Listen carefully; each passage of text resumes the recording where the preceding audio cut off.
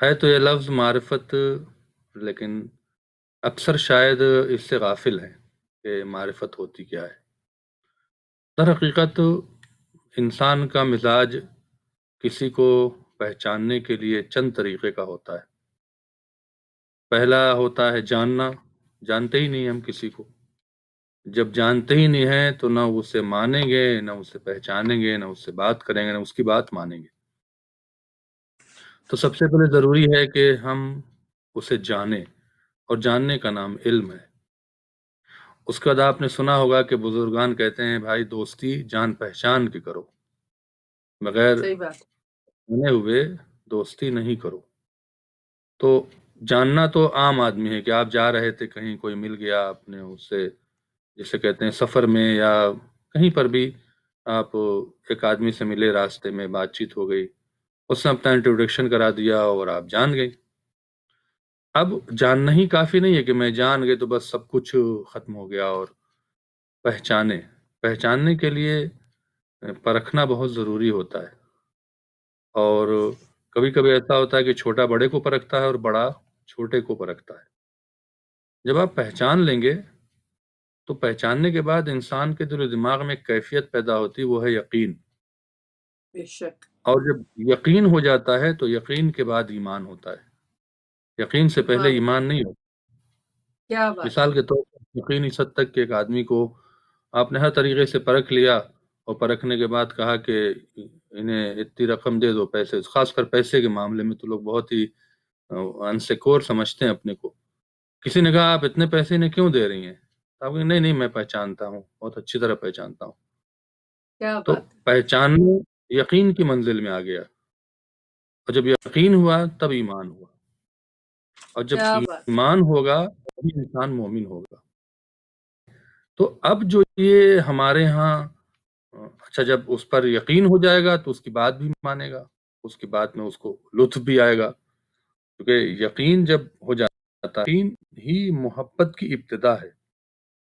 دیکھیں چاہے وہ ظاہری محبت کہہ لیں جو باپ بیٹے میں ہوتی ہے، ماں بیٹے میں ہوتی ہے، بیوی شوہر میں ہوتی ہے، بھائی بہنوں، جو محبت ہوتی ہے اس کا دار و مدار یقین پر ہے۔ اگر یقین نہیں ہے، بھروسہ نہیں ہے تو محبت نہیں ہوگی۔ شکوک کے عالم میں لوگ منافقت میں رہتے ہیں، محبت میں نہیں رہتے۔ تو جو میں آج کہنا چاہ رہا ہوں یہ ہے کہ بہت معرفت پہ آپ نے سنا ہوگا، اور معرفت امام زمانہ اور معرفت اہل بیت، یہ صرف زبانی نہیں ہے۔ معرفت کے درجے کو پانے کے لیے قربانیاں ضروری ہیں۔ جب تک آپ قربانی نہیں دیں گے معرفت حاصل نہیں ہوگی، اور جب معرفت حاصل ہو جائے گی تو پھر کوئی آپ کو ہلا بھی نہیں سکتا ہے، چاہے کتنی حالات برے ہو جائیں، چاہے کتنی حالات اچھے ہو جائیں۔ لہذا مثال کے طور پر آپ دیکھیں کہ اہل بیت علیہ السلام کی در حقیقت معرفت سے مراد میں سمجھتا ہوں کہ معرفت اہل بیت ہے۔ ہم شیعہ خاندان میں پیدا تو ہو گئے، لیکن آیا ہم کتنا اہل بیت کو پہچانتے ہیں؟ جانے 12 امام ہیں، حضرت علی کو ہر آدمی جانتا ہے، مولا ہیں، سب کچھ ٹھیک ہے، لیکن آیا آپ مومن ہیں؟